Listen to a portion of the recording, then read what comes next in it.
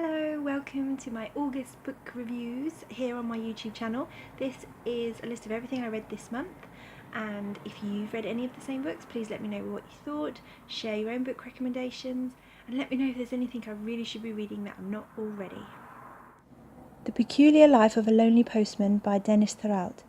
This was a book club book for the Northern Line Book Club. What a charming little tale. I didn't know very much about Japanese haiku, so I feel a little more knowledgeable now. I liked how the concept of Enso was developed throughout the novel, and the ending was brilliant. Because it's such a short novel, I don't want to give too much away, but if you like reading a little bit of poetry, then you'll probably enjoy reading this. I look forward to reading the sequel. City of Lost Souls by Cassandra Clare. This is the 5th book in the Mortal Instruments series. If you have never read any of these, then this review is probably not going to make any sense at all. If you have read them, then you should be very familiar with the cast of characters. Personally, for me, this was a bit of a slog, despite the fact that I was familiar with the characters, but maybe that's why. I expected certain things from them and I didn't get it, and there was an additional storyline of another group of shadow hunters, younger ones this time, but the way the two storylines were smashed together, it didn't really fit. It felt like it was something that had been written to go with it, to set up another story, and I appreciate the need to set up other stories, but there was no real reason for the importance of their particular tale. It seemed to take forever to get to the final fight scene. I mean, this is the scene that we've been building up for over the last 5 books, really. And then we have an additional story arc for Simon, which just feels like it's been tacked on the end. I don't want to leave any spoilers here, because if you've got this far, then clearly you've enjoyed reading the books. But I will say there are no real shockers, and it feels like perhaps it was a bit of a missed opportunity. Strange Magic, the first in the Essex Witches series by Syd Moore. To recap, Rosie Strange inherits her grandfather's witch museum, and on a visit to determine how best to shut it down and sell it, she gets dragged into a witch hunt with curator Sam Stone. A little boy's life hangs in the balance, and a witch's skeleton is the only cure. This was definitely a pacey book, filled with interesting historical snippets and the thrill of supernatural horror. I enjoyed all the witch hunt backstory and the theory that the modern Essex girl is the new hunted witch. Pretty interesting stuff. The hauntings, possession and exorcism were all suitably spooky, atmospheric and bone-chilling. The relationship between Strange and Stone, however, felt a little off. It was almost trying too hard to be a will they, won't they. First they flirted, then they didn't, then they were, then they weren't. It just felt a bit too young adult for this book. The other part that didn't really work for me was a ritual that was supposed to happen at Hades Hall with a character called Lady Barbary. It felt very rushed.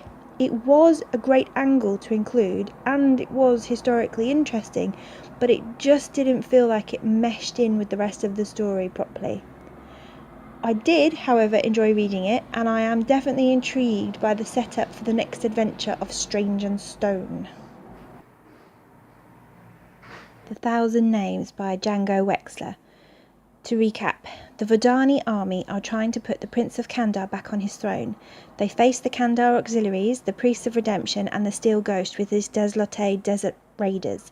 The odds are against them, yet under the leadership of a new colonel they take the fight to the rebels. And yet there is a darker purpose to this mission. Rival factions from Vordan are desperate to get their hands on the elusive, mystical Thousand Names. I loved reading this. We follow Captain Marcus and the lowly Lieutenant Winter throughout the army's offensive campaign as they get to grips with new tactics, new men and new challenges. All the battles feel really realistic. The wound reaction and recovery time is also realistic, thank goodness. Each character feels unique and believable. The mystical element doesn't really reveal itself until towards the end of the book, when you think there can't possibly be enough pages to resolve anything, and yet that's the hook into book 2, of course. There's a great character twist, and enough personal emotional content to feel empathetic towards certain characters. There's also the opportunity to cheer someone's demise, which I always think is fun. I'm desperately trying not to give away any spoilers, so I'm just going to say, read it. Ghostmaker by Eric Michael Craig. This is a story about a brilliant scientist down on his luck called Dr. Adam Steele, who makes a great invention but lacks the funds to see it through and get it mass produced. Fortunately for him, a beautiful angel comes along and helps him realise his goal, but there is a dark twist. This short story has an excellent use of a split timeline. It wasn't confusing or jarring in any way, but it did add a brilliant sense of unease. I really enjoyed the science throughout this short story. However, the sex parts of the storyline jarred a little bit, possibly because I didn't expect them, thinking this was a pure sci-fi short story, but also they did read a little bit like a cliche. That being said, it is a good story with great ending, which I really want to talk about, but I won't, so I won't spoil it for the rest of you.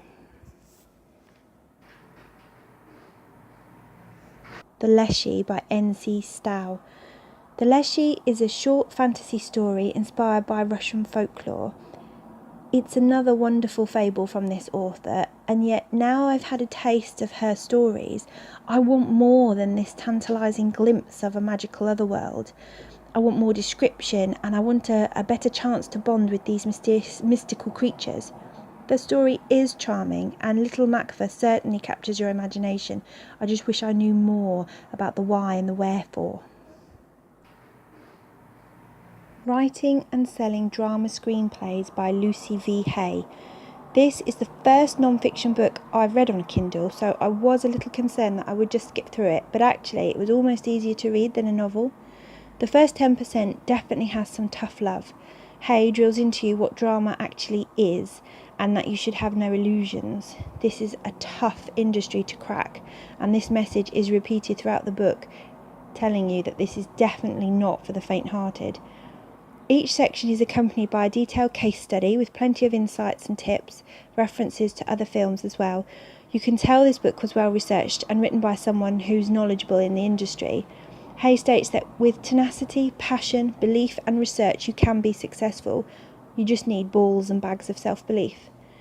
She describes the different types of drama you can write, but reiterates that you should be writing with passion, a burning desire to correct a misconception or a strong message you just have to share. Drama should be about conflict and movement. It's devastation, not depression. As in all books about writing, advice is given to avoid genre tropes and cliches. Towards the end of the book, there is a great resource that walks you through writing a spec drama screenplay and getting it out there, with details on where to find it online, as well as a great directory of helpful sites, people and other resources. If you're willing to put in the effort, you will get there. Be daring, avoid cliches, tell the truth, adapt, and remember, it's all on you.